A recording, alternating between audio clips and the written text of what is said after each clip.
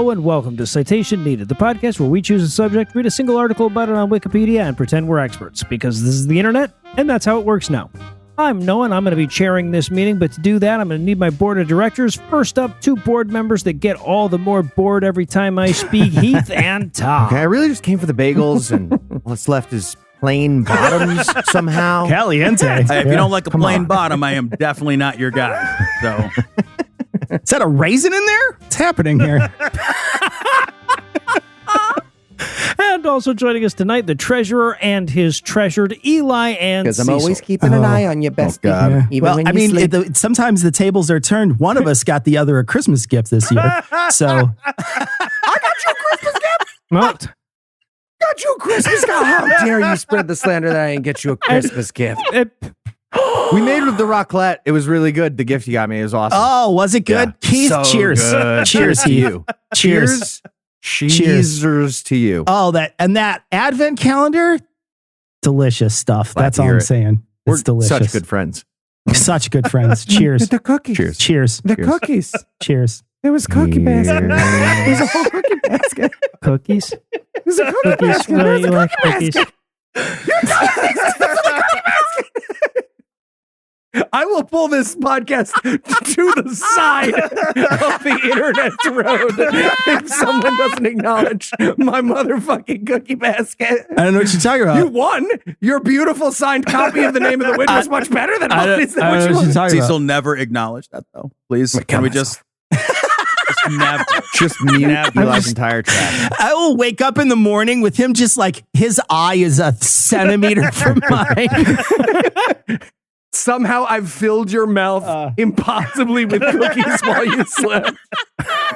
The key is to dry the tongue with a paper towel before the cookie goes down. You gotta clear them like Kobayashi. Yeah, thank you. And before we make with anything except cookie jokes, I want to take a quick second to remind everybody that if it wasn't for our patrons, we'd have to take to the high seas to pillage foreign lands too. So if you'd like to learn how to join the ranks, be sure to stick around to the end of the show. And with that out of the way, tell us, Cecil, what person, place, thing, concept, phenomenon, or event will we be talking about today?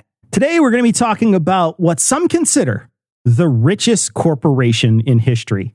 The Dutch East India Company, or as it was known in the Netherlands, the Verenigde Oostindische Compagnie, Nah. or as I will refer to it for the rest of the episode, the VOC. Man, here's the thing. Like, I don't pronounce it guacamole either, dude. Don't correct my pronunciation. I'm American. I have no idea how you say all those VOC words with all the VOC extra does it. consonant. When a word starts with two O's, you have no chance, Yeah, right? Like, right, what? right. Exactly. Like, which O do I put my emphasis on? Anyway, it's the VOC. The VOC was the first multinational corporation. At its height, it had a fleet of 150 merchant ships, 50,000 employees, a private army of 10,000 soldiers, and 40 warships. Holy shit, they're as militarily formidable as like a medium large sized American police force. Fewer boats, but yeah, the company was in business for almost 200 years and made the Dutch government so much money that they were able to reclaim about 1,650 square kilometers of land from the taxes. Do the Dutch do land tax rebates? I'll get to it. I'll get to how they reclaimed it Don't get me later. wrong. On the one hand, it's cool, but now it would feel impractical these days, right? Like, don't you TurboTax? Does it get deposited? And that, Cecil, is why the Dutch retain to this very day their deep international political and military relevance. Way to make a fucking enemy of the Dutch. Tom. Jesus Christ. Taru is Taru's coming from for you, Finland. Tom, Right. if that's where they're from. Peru is not. Pretty sure they are. Nope. Maybe. Not maybe. Maybe. Not even maybe. Where? No, not. Nope. No. Think about it. So before we start our story about the VOC, we have to go back about 113 years prior. To No Illusion's birthday. Okay. In 1487, a small fleet of boats left Lisbon, Portugal.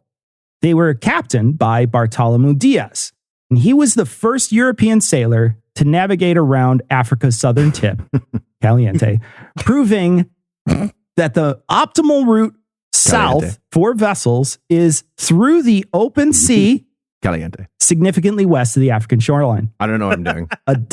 A dozen years or so later, Vasco da Gama, another Portuguese captain, used Diaz's route to pioneer the oceanic passage that connected Europe and Asia, bridging the Atlantic and Indian Oceans. It was his trip that allowed the Portuguese government over the next several decades to establish trade routes with the countries east of Africa to obtain spices from these lands, which were worth more than their weight in gold. Okay, as a man who's bought saffron in the last decade, So not much has expensive. changed. Can I tell you I'm not? Yeah, It is. well, yeah, but the whole worth more than gold thing, it sounds super impressive, but spices do a thing, right? Like gold is literally just shiny. I know it does shit, but like the only reason we value it is it's shiny. Also, maybe comparing the values of things, while it does give some referential context, we should consider that gold weighs 80% more than lead by volume. So maybe some other metric beyond weight is called for. Like everything's more expensive than gold by weight. I agree. It just every single thing that I read about this, they all use that exact same metric. More than its weight in gold. Like everything you ever read about this has to point that out. The Portuguese did their best to conceal their trade routes, and in order to operate in the Indian Ocean, you had to have what they called a cartaz license. This was basically a hall pass distributed by Portugal that allowed them to create a monopoly on trade with the region. It also allowed the Portuguese government to tax ships that worked in the area. And if you didn't have one and you were caught by Portuguese merchant ships in the area, they would attack you, steal your shit, and possibly sink your boat. Yeah, and if your treasure was a 1099, you had to get Cartaz License Pro. It was like this whole thing. It was a pain in the ass. Portuguese basically controlled that region, and their trade routes were mostly undiscovered. But people knew they were making fatty banks off something. In 1592, a carrack, which is a smaller shipping vessel at the time, was transporting goods for Portugal, and it was captured by the English. The ship was called the Madre de Deus, and here was its cargo. Quote, chests filled with jewels and pearls, gold and silver coins, ambergris, rolls of the highest quality cloth, fine tapestries, 425 tons of pepper, 45 tons of cloves, 35 tons of cinnamon, 3 tons of mace, 3 tons of nutmeg, 2.5 tons of benjamin, which is a highly aromatic balsamic resin used for perfumes and medicines, 25 tons of cochineal, and 15 tons of ebony, end quote. And this capture was worth about 800,000 pounds. Yeah, inspectors checking to make sure the mace is pure by rubbing some on his gums. Does the same thing with the ambergris. What the fuck? Is this whale vomit? That's off. Why do we have this? What is this? Okay, ambergris is disgusting, but fun fact, raspberry and strawberry flavoring used to be made from the gunk inside of a beaver's anal gland. And by used to, I mean it is still used today in limited amounts because people are gross. So Come on. Yeah. Seriously? Yep, that is absolutely true. Absolutely true. I guess if you pick up a beaver and smell its ass, it's delicious. Yeah, it smells like Pretty raspberries. obviously, yeah. This feels like you're tricking me into doing analingus on a beaver again. Again. I feel like I want to lift a beaver up and put its ass to my underarm pits, just to see. Yeah, right. In the Sure. words of our president, fool me, don't get fooled again, Tom. Side note here about this ship. As it was brought into port at the Azores, everyone started plundering all the cargo. Here's the quote. Quote, the mariners were so mad keen to delve into this ship's treasures, their candles had set the hold on fire in 5 separate incidents. Mad keen? Is Mad keen, like, bro. "Whoa, mad keen. Continuing the quote, significantly, the Madre de Dios was 1.5 meters higher above the waterline when it made it to England than it had been when it left the East Indies. End quote. Jeez, that's It hilarious. arrived in England and endured another plundering before being sold off for about 140,000 pounds. This was still a tremendous haul, even though 3/4 of the cargo had been taken by the sailors and captains. This alerted the rest of Europe to what was going on in that region. You hear that, guys? We can get captured and looted twice in the same voyage. It was around this time that there were commercial spies trying to glean as much information about these trade routes as they could. Jan Huygen von Linstolten. Sure. I love it, dude. I love it. Sure. Ambergris. I think it's pronounced I'm guessing ambergris. the entire time I'm saying his name. I'm guessing. I think it's JHVL. Can't believe you would say that about Taru's grandfather. Like Anyway, that guy got a job in Lisbon on a merchant ship, and he would spend some time in Goa, a state in the southwestern coast of India. There, he would take meticulous notes about the region and keep a journal. He gained access to maps and exclusive details regarding the trade and Portuguese maritime routes in Southeast Asia, leveraging his expertise in cartography and illustration to replicate and create new maps. This allowed him to compile a significant amount of navigational and commercial knowledge. Many of the maritime maps he replicated were closely guarded secrets of the Portuguese for over 100 years. He then returned to the Netherlands and he wrote a book called Discours of Voyages into Ye East and West Indies, which described these routes and their riches. the Indies were like working for the Trump presidency. Once you were in, you were getting a book deal. You know, you just it was just built right in. So, I get how having their maps helps and all, but the other way to find out that information was to go there and just write down what you looked at, right? I mean, did Portugal put huge blur filters over the coastlines and islands? Yeah, it's called somehow? cannons and merchant ships. Sure. Yeah, calling this all spycraft seems somewhat grandiose. I get this is technically industrial espionage, but it's just so fucking basic. It's like the pumpkin spice Uggs of spying. This is just, I saw it. With cloves that were worth its weight in gold. Thank you very much. I want to mention that much of what is considered rich here is the spices. And while it's easy to walk around your supermarket today and see shelves full of spices, back in 1600, you had little or no spices to speak of in Europe. Still true in England. Europeans knew about spices, and for several hundred years, they had a lot of trade with the people in the Middle East through Constantinople. But once that became Istanbul, they lost a lot of trade with the East. So the routes to get to India were difficult, controlled by the Portuguese ships, as we already discussed.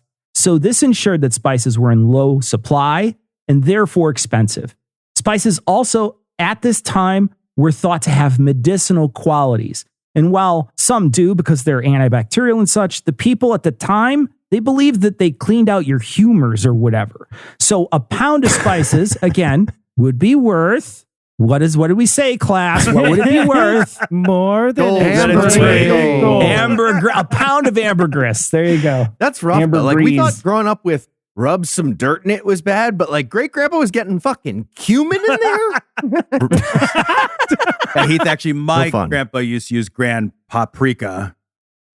I prefer my mother's help, though. She used cardamom.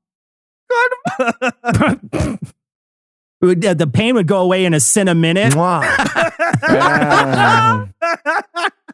Using the information that Jan, whatever the rest of his name is, Fuck. gathered I in just said his salt. book. I didn't even do anything with it. Stupid. That's an insult to puns right there. Oh, bravo. Nicely done. Nice. It took me a second. Salt. Nicely done. Salt. Brought it around. Using the information that Jan, rest of his name, gathered in his book, explorer Cornelius de Outman sailed for the region around the Cape of Good Hope to trade with the countries in the East. He was the leader of 3 ships and about 250 men. Right after they rounded the Cape, the crew got scurvy. So they stopped off in Madagascar and they quickly buried 71 people. Jesus. Then they set sail again and they arrived in Java. There, they found the Javanese had sold all their crops of spices to the Portuguese. But if they wanted, they could just wait around until the next crop came in. The Dutch, thinking that the people there were inferior, were totally rude, and then the Sultan told them to leave without any spices at all. They left, and when they left, they were attacked by pirates. Good. After the pirates, they headed to Madura, and they were mad at the Javanese for turning them away, pirates for attacking them, and at vitamin C for abandoning them to scurvy. So they landed and attacked the Madurans, killing and raping them. I get it. I used to fly with Noah when he was a smoker, and they just say, Okay, I'll admit to some occasional light murder, but I didn't rape. It's true. It's true. Come You on. didn't. They left their pillaging and traveled to Bali. When they arrived, they traded for a few pots of peppercorns in spring of 1597. Now, a few of the crew members decided to stay. Okay, all right. Look, not to shit on the Netherlands too much, but I officially do not feel any sympathy for anyone who decides not to stay in Bali. Like, I am afraid to go there on vacation because I'll just abandon the kids and stay there forever. Who the fuck goes back to the You would do that Netherlands? if you went to a Circle K. Come on, man. Okay. These are good hot dogs. Pretty true. That's why I don't I get like the cigarettes. spinny thing for the hot dogs. Keeps them warm Yeah, all around, every side. evenly. So the crew members stay, and they only had enough people to fill 2 boats. So they scuttled one, and they headed back to Holland. On the voyage back, It seems like they didn't need to scuttle a boat. They could have just left yeah, it there. they're just being mean at that point. fucking- let's It's fucking gonna You think sink someone's it. going to chase them Yeah. in it? Like, what was the problem with just leaving that boat? I don't understand. On the voyage back, they wanted to stop for some water and supplies in St. Helena, which is a Portuguese-controlled island off the southwestern coast of Africa.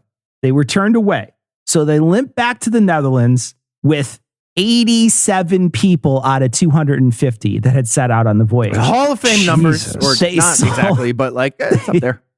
They sold the meager spices they were able to procure, and this voyage was deemed a huge success. While it was probably break even on cost, it was proof of concept, and it was the blueprint the Dutch needed to get started on their own trade routes. Okay, that whole thing, it was bleak and yeah, definitely racist, and we didn't make any money. But other people are going to lose money? Let's put a Walmart in every town. That's like an amazing business model, right? At the time, you could invest in a single ship if you had extra capital. People would go to the dock and then give cash as investments to ships that were leaving for the Far East. This was a really risky investment, though, because you were putting all your spices in one basket. You could get an amazing return when the ship came back, or the ship could sink and you could get nothing. But if you won, you could win big. One of the ships that set out in 1598 was led by Jacob van Neck, and they bought spices, they came back to the Netherlands, and they had a 400% profit. Okay, but did they get Wow. a picture of a monkey? Everybody gets the picture of the monkey. In 1602, the Dutch government sponsored, quote, a single united East Indies company that also granted a monopoly over the Asian trade, end quote. They funded the company with 6.5 million guilders, which today would be worth about $100 million. They invited people from each of the Dutch provinces or states to sit on a board of directors so that one state wouldn't have more control than another. The board was called the Heron 17, or the Gentleman 17, and they called the company the VOC, and it was formed 422 years ago today. I mean, next week. It was supposed to be today, like the 20th, but that essay got moved ahead, so I couldn't actually. No, do but the essay we wanted to use this week, it sank off the coast of Madagascar, so we had to go with this one instead. So this would go on to be the first multinational company by selling stocks in their fleet. They lowered the risk on the investment. The cost to get in the investment was also lower, so more and more middle class could afford to do it. They also allowed people from outside the country to buy stocks, which made it different from the British East India Company, which had formed a few years earlier. The charter of the business allowed for powers endowed in a company never seen before, and we will get to all that after the break. All right, you heard that, listener. We got some hot corporate charter action coming after the break, so we'll try not to leave you on the edge of your seat for too long.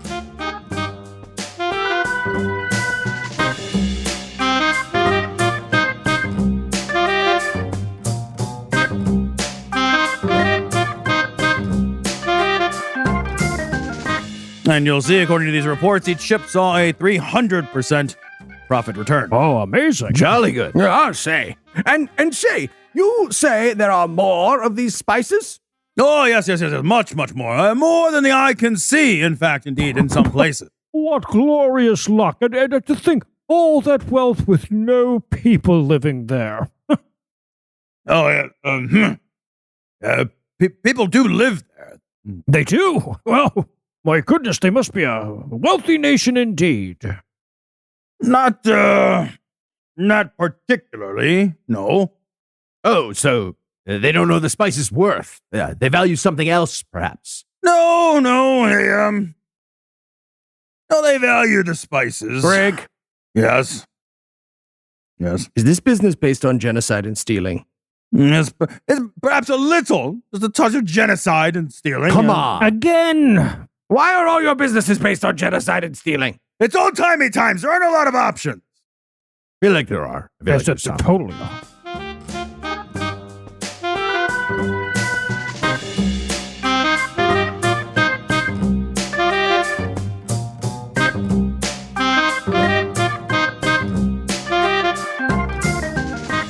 And we're back. We last left off. Vengeful murder rapes were a thriving business in Europe. So, Jesus Christ. I have to say that's where we are. So where do we go from there, Cecil? Down, deep down. Okay, so when the company went public, there were 1,150 investors in the IPO. The charter was for 21 years, and it needed to be renewed each time it expired. The charter allowed for the company to protect its interests and was allowed to form its own military, which it did by creating warships for its navy and hiring troops as mercenaries. The company could negotiate its own treaties, wage its own wars, put people on trial and execute them.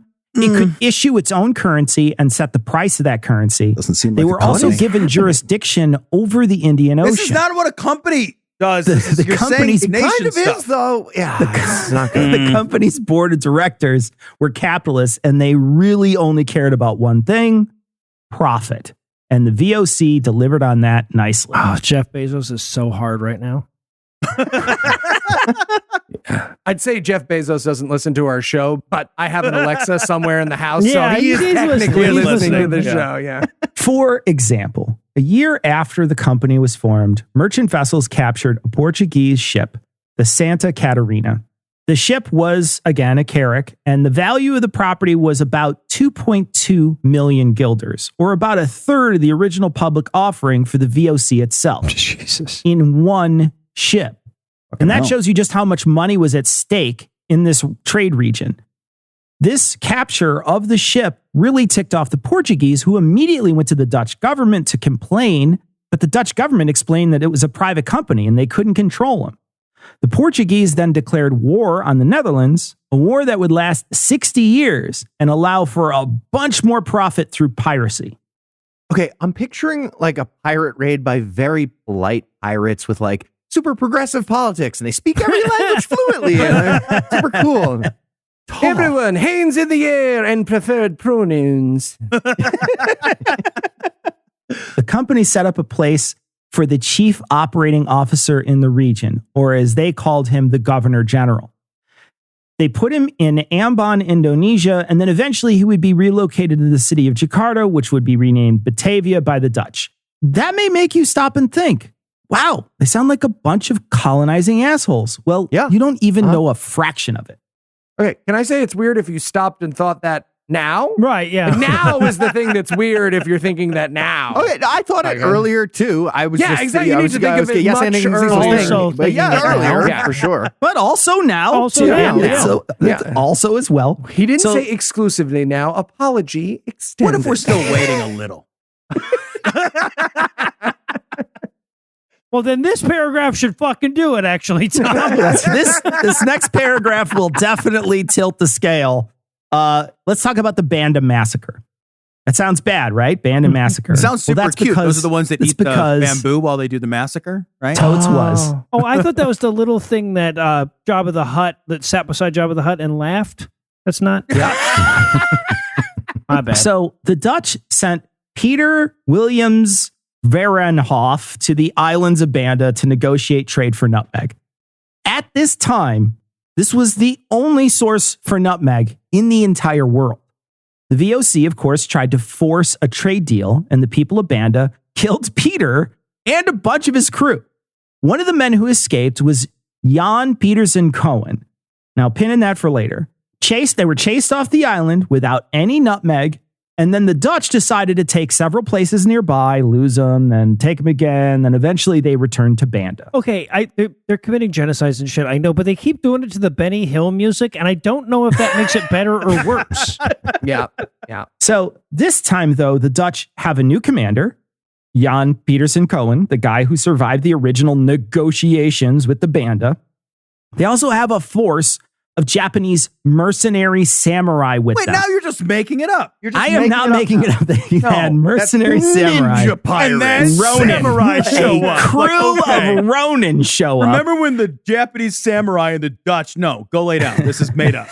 You're lying, Cecil. You So- ran out of ideas for your episode, and you're lying. These mercenary Ronin, they basically round up the leaders of the Banda Island, and they were, quote, forced at gunpoint to sign an unfeasibly arduous treaty, one that was, in fact, impossible to keep, thus providing Cohen an excuse to use the superior Dutch force against the Bandanese. The Dutch quickly noted a number of alleged violations of the new treaty, in response to which Cohen launched a punitive massacre, end quote. Okay, but that just seems like they added steps to massacre. Right. Like, It does. were they Trigger. worried It they'd does. come home It with does. an inappropriate amount of massacre paperwork? Like, a lot of red tape. One guy's just like, "Hey, Jan, you could just yell stop resisting. We don't need a whole treaty and then like paperwork." So Cohen used the Ronin samurai to round up the leaders of Banda, and they had them beheaded.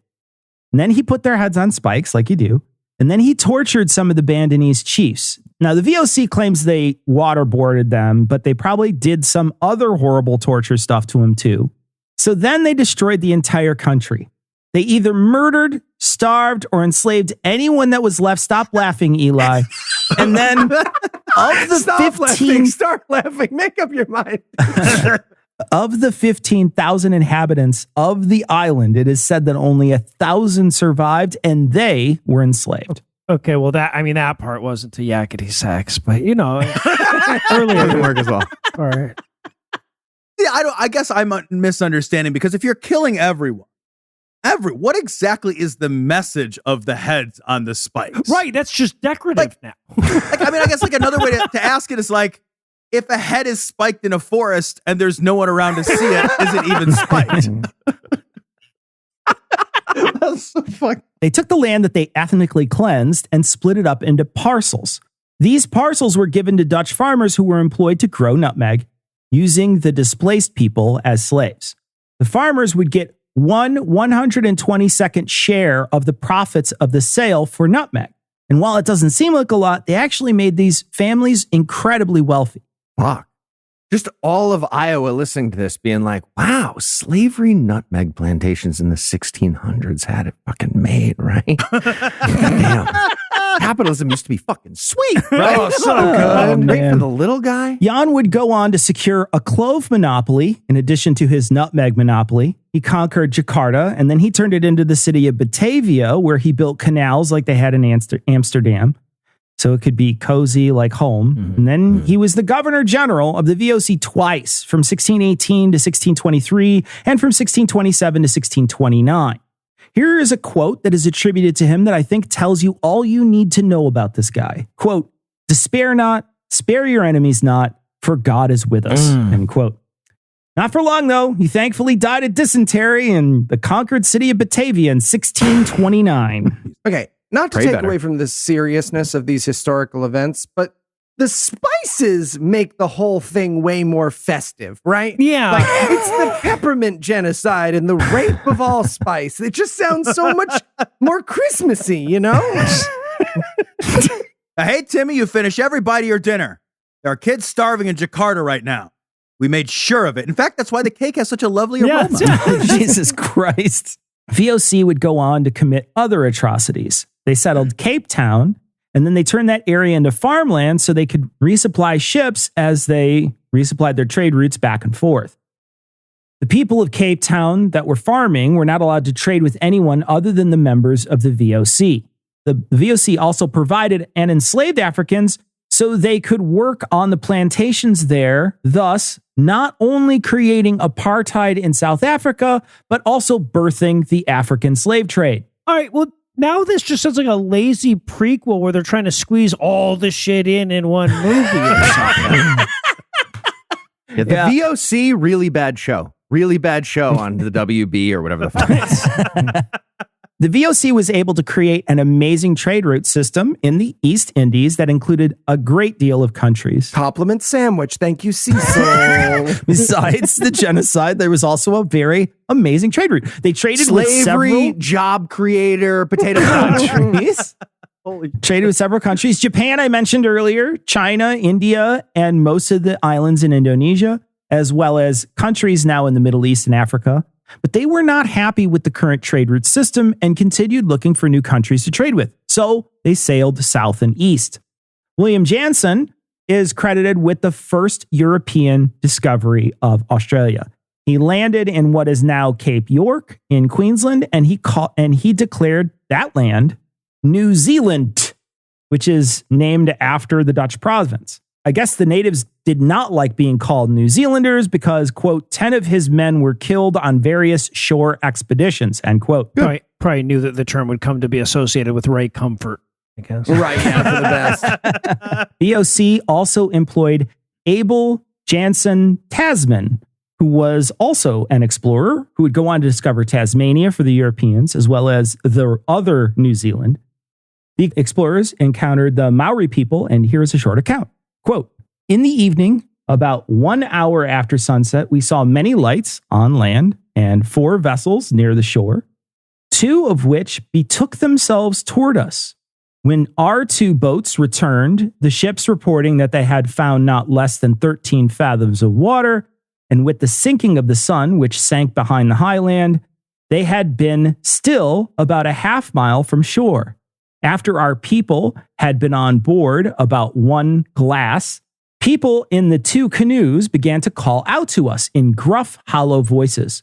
We could not in the least understand any of it.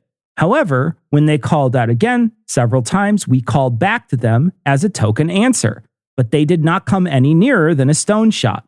They also blew many times on an instrument, which produced a sound like a Moor's trumpet. We had one of our sailors, who could play somewhat on a trumpet, play some tunes to them in answer.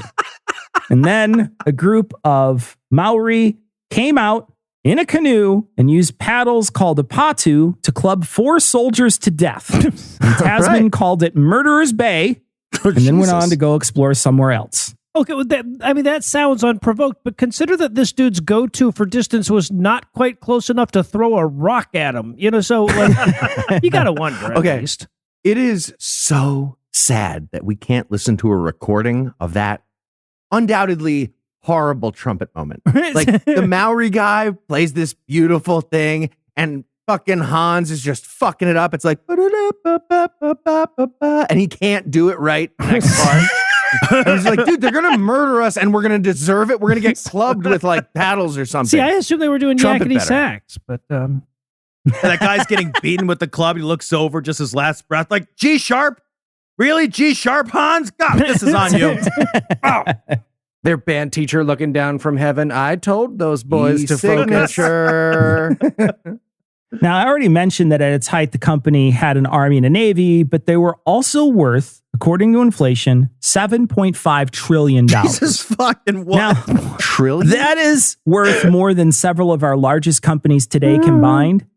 Now, it should be noted that this is according to inflation. And I'm sure there are other factors economists would take into account if they were to value something like this. There are several articles disputing the inflation valuation, and I'll let people who understand both history and economics sort that out. But it was just a huge company, and it took in a ton of money, and the taxes that it collected help pump the seawater out of the Netherlands to claim about 20% of its landmass. Hey, fuck. Look, I know everything about the story is fucking terrible and genocide, but at least they paid their fucking taxes. Yeah. Also, I'd love for economists to not focus on like the inflation problem in this valuation of the Dutch East India. Maybe do something for now instead of for then. By the mid-18th century, the VOC had faced a significant decline. Attributed to 5 factors over a 50-year period from 1730 to 1780. The volume of its trade and money that it had made on trade had shrunk. They shipped from a hub in Batavia, and that centralized system wasn't as quick or as efficient. They treated their employees poorly and gave them poor wages at the end, and that made them find other ways to supplement their income, like by ripping off the company. Fourth, people who worked for the company died a lot, and that wasn't great for replenishing the ranks. And finally, they gave out too many dividends to shareholders. Oh, it's a good thing companies learned their lesson about mistreating employees for the benefit of shareholders, huh? Yeah, I know, right? So the VOC would come up for renewal of charter in 1799, and they would not renew it. And thus, the VOC died 200 years after it was created. Company that basically started the business world as we know it would die of late-stage capitalism. Nice. So if you had to summarize what you learned in one sentence, what would it be? You can solve all of capitalism's problems with just one small bat at a time. Are you ready for the quiz? I'm going to go down swinging. Fuck yeah. All right, Cecil. What's the best name for my Spice Race action pirate flick? A. The Cumin Centipede. B. Thank you. Saffron in 60 seconds. Not as C. good. Not as good. The Amazing Mace. We really should have closed with human Yeah, centipede. it's probably Human centipede. centipede. Human centipede is not where you were thematic. at. The other two were race. You could have done the thing where you just do definitely one. A. Definitely A. Cumin centipede. Correct. All right. So great stuff on human centipede. Jokey stuff is fun. It's fun. But which of the following, Cecil, is the best song from the serious musical called A Spice Odyssey about the Dutch East India Company? A. Seasonings of Love. B. Modern Majorum General. C. That's a naval thing Marjoram also. General. C. Maybe this time, THYM. Works better on the Yeah. page. I think it's from Cabaret. D. Plunder the Sea. That's a toss-up between B and D, but I think I'm going to go with D. Plunder the sea. That Plunder the sea. is correct. Plunder the sea. I just want Cecil to keep singing it. Plunder the sea. That's why it's hot here under the water. Take it from me. Nice. We can just end now. All right, Cecil. As Noah mentioned previously, Maskers and Mayhem do need a good soundtrack. Who were some of the biggest bands from that time that could have filled this role? Man, A. so many puns. The Allspice Girls. B. Berga Motley Crue. C. Vanilla Ice. Or Nice. D. Salt and Pepper. Love it. Yeah, old standard. Old standard. I think I'm going to go I'm with kissing your cheek lightly right now. it's B. It's definitely B. Berga Motley Crue was my favorite, so yes, it was. Yes, so it's B. Now I'm kissing your other cheek heavily. All right. Well, somehow or another, I think Tom has won. I don't know. Sure. No, Tom was supposed to win because I was supposed to be, but I don't know who his essayist is. But definitely Tom's reading the next I'm essay. doing the next essay. All right. Well, that's the important thing. All right. If he remembers to read Oh. the thread. You know, you fuck up something and then all of a sudden you're to blame for it. That Yeah, seems right? like not. Fool me, don't get fooled again, Tom. All right. Well, for This is Heath, not Tom, like capitalism that I've experienced. So and usually. Eli, I'm Noah. Thanking you for hanging out with us today. We're going to be back next week, and by then, Tom will be an expert on something else. Between now and then, be sure to check out any random podcast, and the chances that one of us is on it is pretty fucking solid, like 1 in 4 or so. And if you'd like to help keep this show going, you can make a per episode donation at patreon.com/citationpod or leave a 5-star review everywhere you can. And if you want to get in touch with us, check out past episodes, connect with us on social media, or check the show notes, be sure to check out citationpod.com.